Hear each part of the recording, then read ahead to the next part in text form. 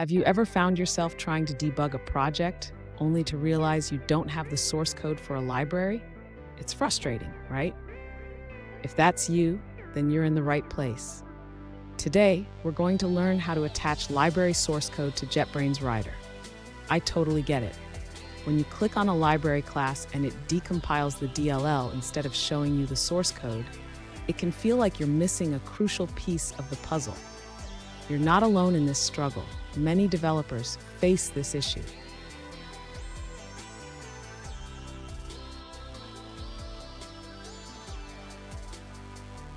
Here's the specific situation we're addressing.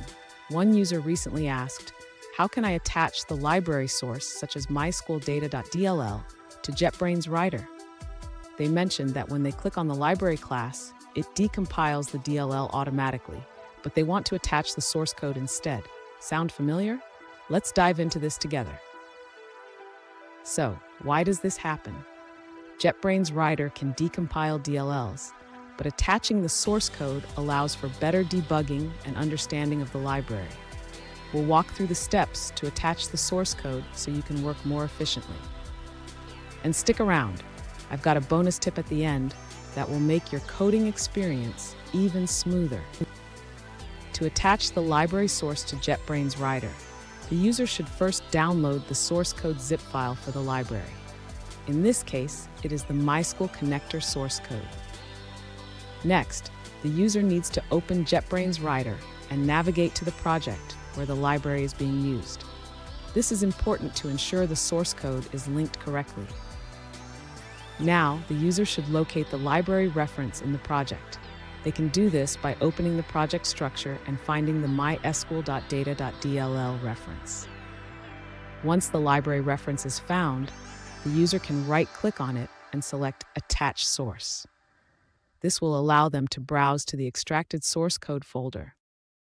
Finally, after selecting the source code folder, the user should confirm the action. This will link the source code to the library, allowing them to view the implementation when they click on the library classes. Fun fact, the first version of MySQL was released in 1995, and it has come a long way since then. Just like us, it has evolved to meet the needs of developers. Now let's look at the answers provided by other users. According to another user, attaching the library source in JetBrains Rider is not possible. They explain that Rider will either decompile the DLL or download the sources from a symbol server. Here's that bonus tip I promised. Regularly check for updates to your libraries and their source code. Keeping everything up to date can save you a lot of headaches down the line.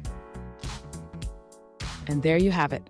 You should now be able to attach library source code to JetBrains Rider with ease. Remember, having the source code can greatly enhance your debugging experience.